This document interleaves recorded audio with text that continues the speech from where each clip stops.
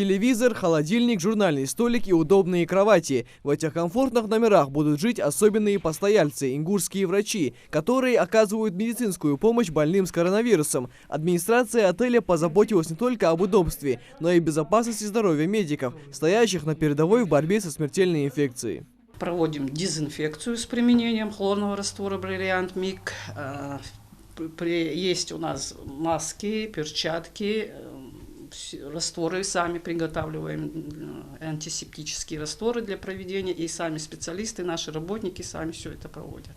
Учитывая постоянный контакт с зараженными, медики находятся в группе высокого риска и, подхватив вирус, могут передать его членам своей семьи, придя домой после дежурства. Поэтому такие меры сегодня необходимы. Всего гостиница «Аса» может принять до 300 человек со всех медицинских учреждений республики. Помимо хорошо оборудованных номеров, врачей также ждет полноценный дневной рацион питания. Согласно меню могут заказывать по их желанию или же комплексные завтраки, обеды, ужины. Это на усмотрение наших гостей. Закупаются продукты ежедневно, готовятся поэтапно: обед обедом, завтрак завтраком, ужин ужином. Внутри гостиницы предусмотрели помещение, где медики смогут проводить процедуры по дезинфекции костюмов и оборудования. Персонал отеля ожидает заезд около 50 человек из Назрановской городской больницы. Еще где-то 30 врачей прибудут в среду из Малгобека. Инициатива о том, чтобы заселить медработников в гостиницу, была предложена ее руководством. Региональный Минздрав одобрил.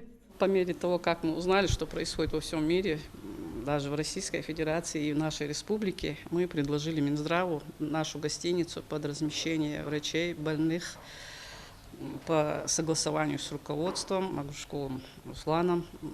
Он, не задумываясь, на это дал согласие в любое время, сколько бы ни было людей, с обеспечением трехразового питания, даже предоставлять и транспорт, и все, что им потребуется. Врачи прибудут в гостиницу с минуты на минуту. Все они твердо стоят на передовой в борьбе с пандемией 21 века. И будет справедливо, если мы, в свою очередь, пойдем медикам навстречу и поможем как им, так и себе. Все, что нужно, это просто остаться дома. Пока что это лучшее лекарство от коронавируса. Михаил Тангиев, Магомед Дидигов, Новости 24.